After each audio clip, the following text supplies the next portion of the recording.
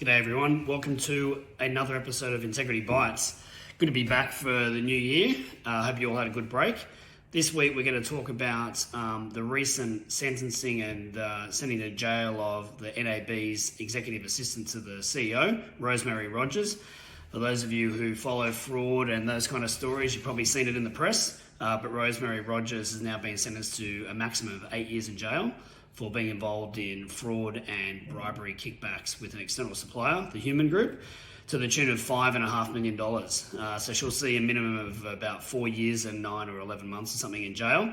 Pretty big toll for her as a first-time offender, but underscores the risk that personal assistants and executive assistants play in roles. So we all love a good assistant. They do a great job for teams, but the one thing to keep in mind is that they've got access to high levels of confidential information.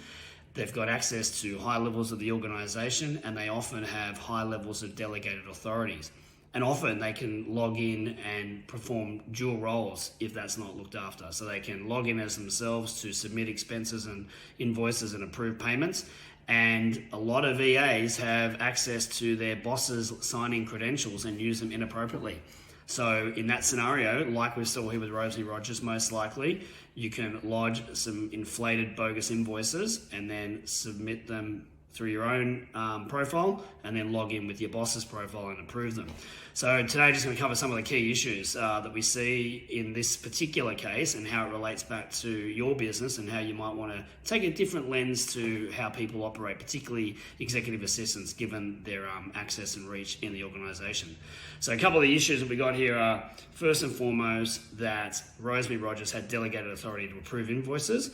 And linked to that is a lack of oversight, presumably by her boss or bosses at the time, and the potential that she was logging in under dual profiles, either her own profile and then also in as a boss. I've seen in fraud cases before where executive assistants are submitting invoices and expenses under their own name and then logging into the payment system as their boss under his or her username and password, and then approving it. So on the audit log, you will see two different names, but in fact it's the one person. So that's a big thing to look out for when it comes to payments and invoices and executive assistants. Next one was inflated invoices that had no detail, and in fact they had bogus projects on them. Things like the recruitment of former New South Wales Premier Mike Baird.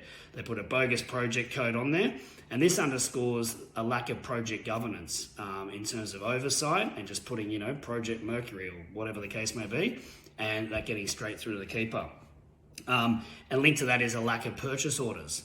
So, good supplier governance and project management, you'll see contracts put in place and signed off. They're given project codes or project names, and a purchase order will be raised in the right amount. So if you're going to deliver $40,000 worth of services, the purchase order that you put on your invoice will only let you invoice up to $40,000. Next issue, third issue for this is supply governance. So there's just a lack of supply governance. The Human Group only had one client, and that was Rosemary Rogers at NAB.